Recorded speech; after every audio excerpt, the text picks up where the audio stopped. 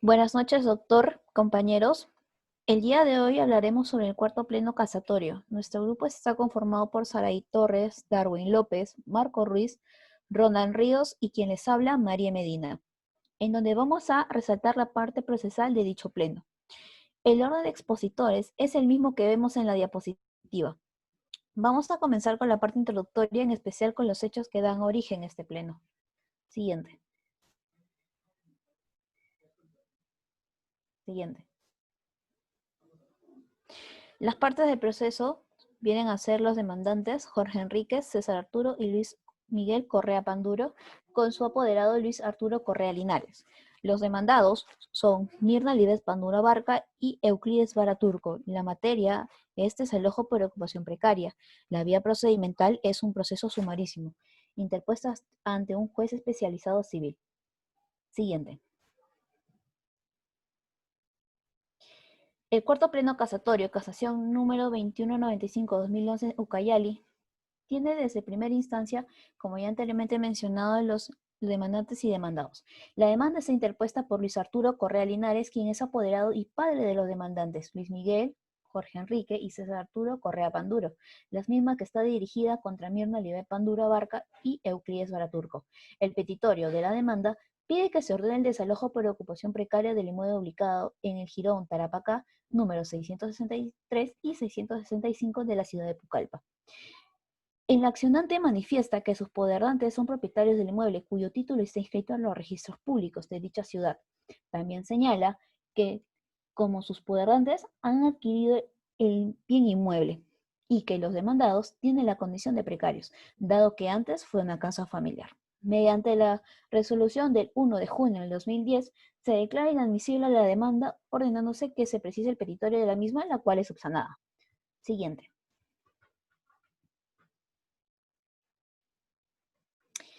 Mediante la resolución, admitida a trámite la demanda, se corre traslado a los emplazados. Luego es contestada por ellos, quienes deducen la falta de excepción de falta de legitimación para obrar de los demandantes, indicando que estos han dejado de ser propietarios del inmueble en materia de reclamo, debido a que ellos poseen el bien por más de 40 años, posesión que están realizando de forma pacífica, pública y como propietarios. Por lo tanto, ha operado la prescripción adquisitiva del inmueble. Además, indican que los poderrantes del demandante jamás han poseído el inmueble, el cual ha pertenecido a los padres de la codemandada y de su hermana, quien es la madre de los poderrantes. Luego, se declara inadmisible la contestación de la demanda, la cual es subsanada, mediante la resolución número 4 del 5 de junio del 2010, donde se tiene por deducida la excepción y por contestada la demanda, y se señala fecha para audiencia única de acuerdo a la ley. La citada audiencia se lleva a cabo el 10 de agosto del 2010. Siguiente, por favor.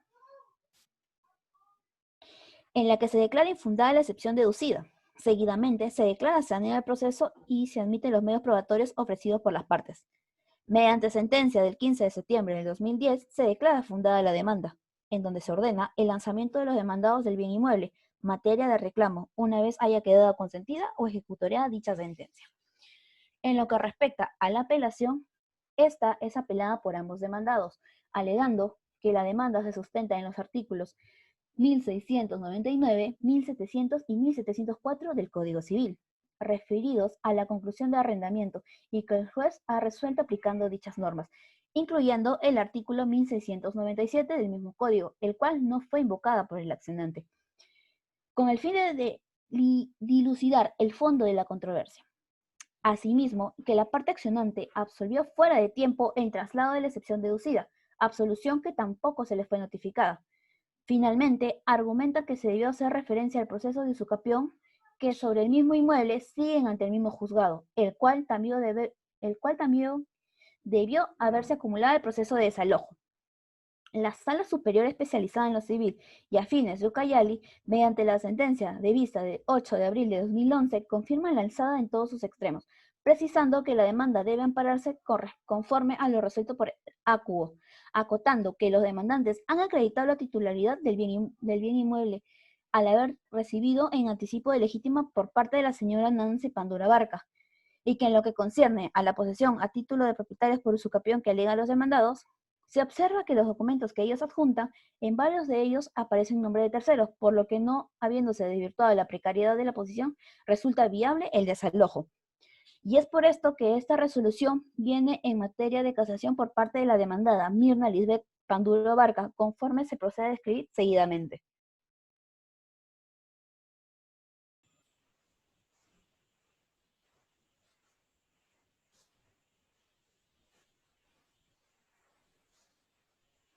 Continuando con el recurso de casación, motivo de la convocatoria de este cuarto pleno casatorio,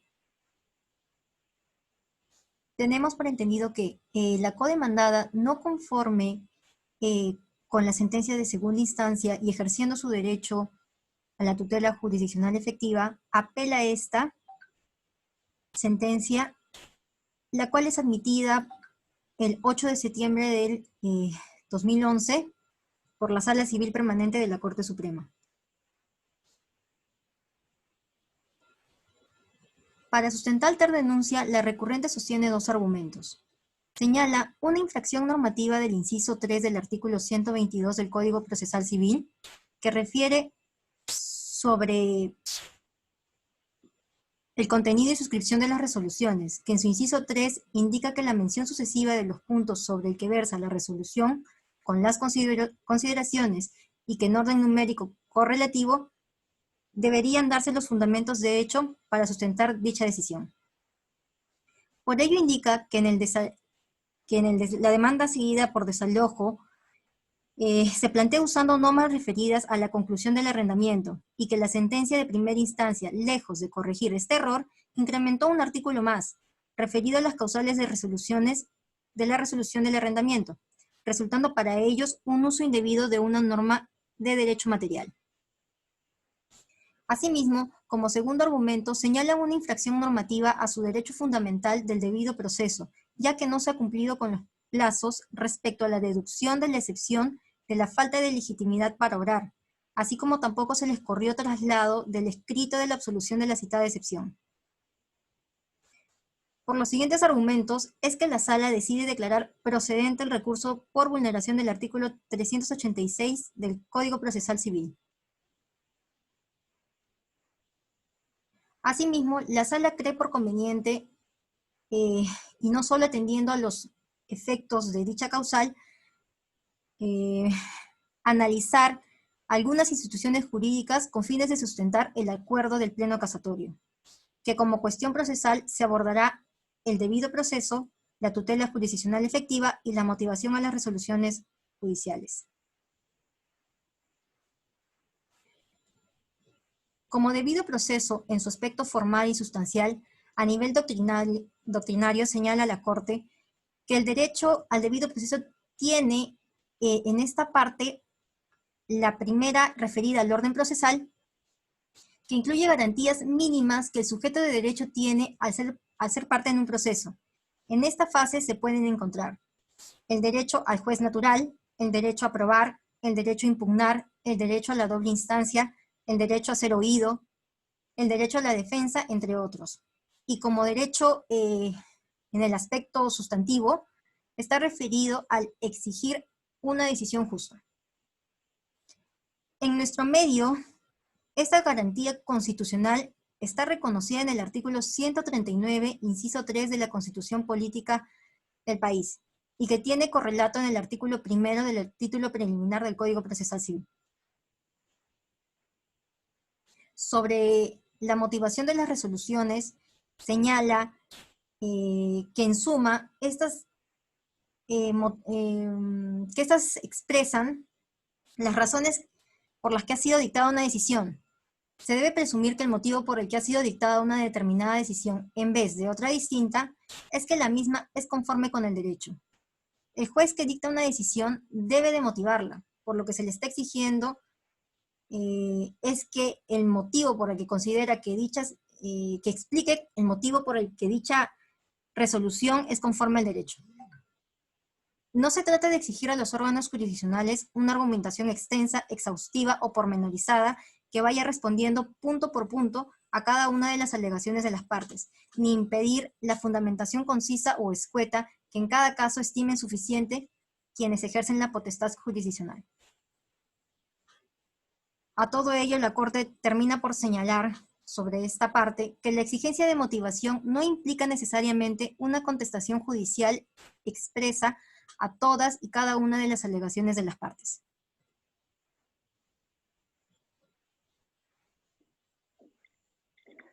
Ingresando específicamente al fundamento del recurso de casación, la recurrente denuncia que la demanda de desalojo se ha planteado invocando normas referidas al contrato de arrendamiento.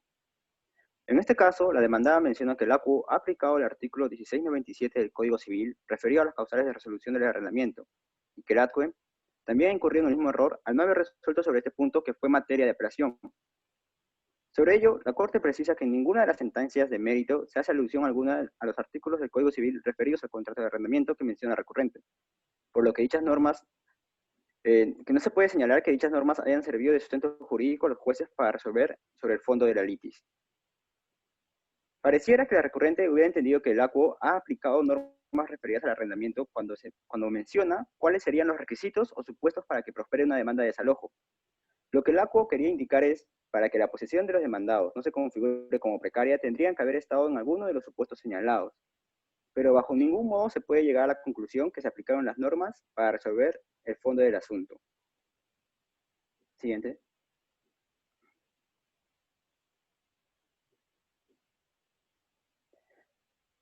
Siguiendo el hilo de la denuncia por parte de la recurrente sobre la acumulación, la parte demandada indica que no hubo pronunciamiento al proceso de usucapión que seguía en el mismo juzgado, y la Corte determina en 3 puntos por qué no resultaba viable dicha acumulación. En primer lugar, nuestra normativa procesal no permite acumular pretensiones que se tramitan en distintas vías. Sin embargo, nada impide que ante situaciones especiales pueda darse dicha acumulación, siempre y cuando el juzgado justifique los motivos por los que resulta atendible dicha acumulación y no se afecte el derecho a la defensa de las partes. Ahora, en el presente caso, el desalojo por ocupante precario se tramita en un proceso sumarísimo, que por su naturaleza resulta mucho más breve, mientras que la prescripción se tramita en un proceso abreviado, donde los plazos son más largos y la defensa es más amplia. Es por ello que la Corte establece que no podría darse la acumulación en este caso porque se estaría afectando el derecho de defensa. En segundo lugar, los demandados nunca solicitaron tal acumulación y solo se limitaron a señalar que estaban siguiendo un proceso de usucapión. Y por último, en ambas instancias de mérito sí se ha hecho alusión a la usucapión alegada, y en la sentencia apelada se señala que en este proceso de desalojo no se estaba discutiendo la titularidad de la propiedad, sino cuál de las partes tenía un título que la legitimara para ejercer el derecho a poseer el bien, y que cualquier discusión sobre la propiedad se tenía que ventilar en un proceso más lato. Es por ello que la Corte determina que no resulta procedente la acumulación en este caso.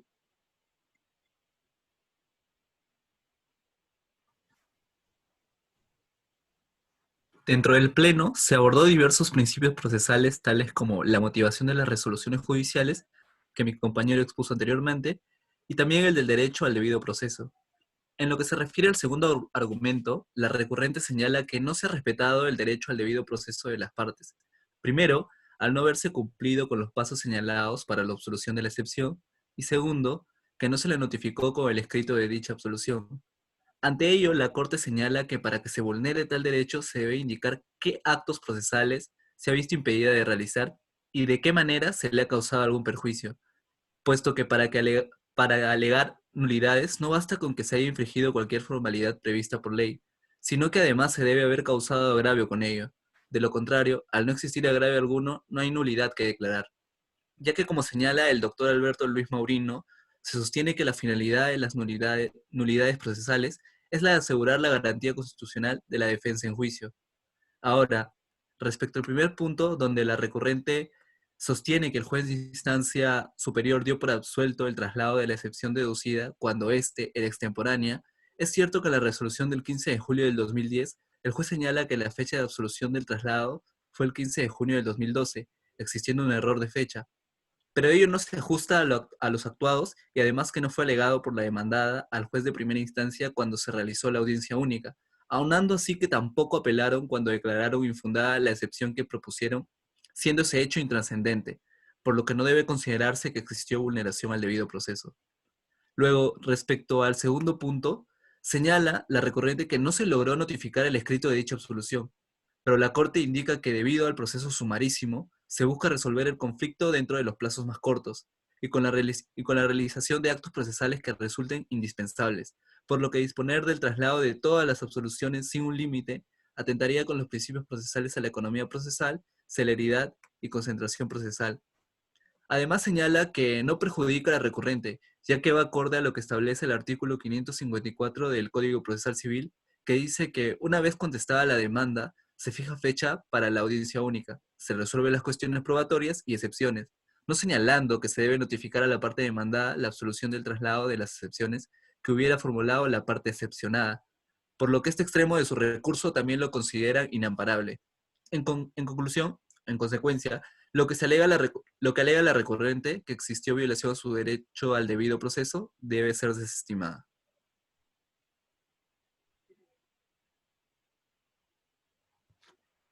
Desestimando así las infracciones normativas señaladas por la recurrente, el Pleno Casatorio considera necesario abordar someramente algunas cuestiones relacionadas con la figura jurídica de la posesión y otras instituciones afines, para luego establecer los supuestos respecto de la posesión precaria, materia del presente Pleno, lo que paso a detallar. Supuestos de posesión precaria. Son dos. Precario sin título. La ocupación sin título se configura en dos casos. Primero, cuando el titular de derecho entrega gratuitamente a otro la posesión de un inmueble, sea por un acto de liberalidad, amistad, parentesco o motivos humanitarios. Segundo, cuando se ejerce en ausencia absoluta de cualquier circunstancia que justifique el uso y disfrute del bien. Precario con título fenecido. Se configura también en dos casos.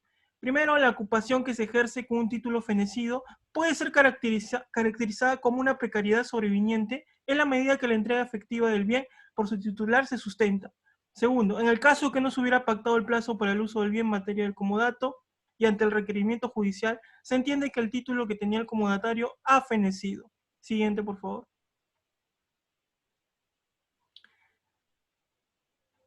Ahora les voy a hablar sobre el fallo. Por tales razones, el Pleno Casatorio de la Corte Suprema de Justicia de la República, de conformidad con lo normado por el artículo 400 del Código Procesal Civil, declara por unanimidad infundado el recurso de casación interpuesto por doña Mirna Lisbeth Panduro Abarca. En consecuencia, no casaron la resolución de vista, obrante de Forjas 610 a 611, expedida por la Sala Especializada en lo Civil y a fines de la Corte Superior de Ucayali. Siguiente. Por mayoría, establece como doctrina jurisprudencial vinculante lo siguiente: una persona tendrá la condición de precaria cuando ocupa un inmueble ajeno, sin pago de renta y sin título para ello, o cuando dicho título no genere ningún efecto de protección. Cuando se hace alusión a la carencia de título o al fenecimiento del mismo, no se está refiriendo al documento que haga alusión exclusiva al título de propiedad. O por restitución del bien, se debe entender como la entrega de la posesión al sujeto a quien corresponde dicho derecho a ejercer el pleno disfrute del mismo, independientemente si es propietario o no. Conforme al artículo 586 del Código Procesal Civil, que el sujeto que goza de legitimación para obrar activa no solo puede ser propietario, sino también el administrador y todo aquel que considere tener derecho al predio. Siguiente.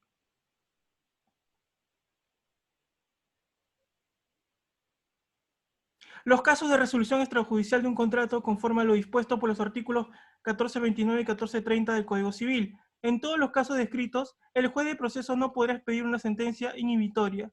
Cuando ya ha prescrito el plazo para interponer la pretensión interdictal, el accionante no podrá optar por recurrir al desalojo para lograr la recuperación de su bien. Ordenaron la publicación de la presente sentencia en el Diario Oficial del Peruano, teniendo efectos vinculantes para todos los órganos jurisdiccionales de la República a partir del día siguiente de su difusión. Siguiente.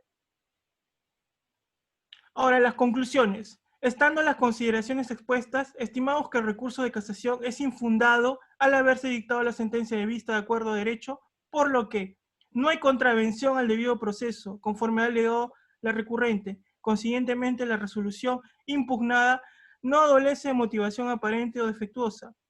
Todo lo analizado representa una utilidad desde el punto de vista de la uniformidad en la aplicación e interpretación de las normas jurídicas, por cuanto se ha venido observando una serie de interpretaciones sobre lo que debe entenderse respecto a la categoría del ocupante precario. Este pleno casatorio considera necesario precisar que la correcta interpretación del artículo 911 del Código Civil, así como de los artículos 586 y 587 del Código Procesal Civil, debe hacerse en el sentido que se ha dejado sentado en los numerales precedentes. Para finalizar, Quiero expresar mi agradecimiento a usted, estimado doctor, y compañeros presentes, por la atención prestada. Muchas gracias y muy buenas noches.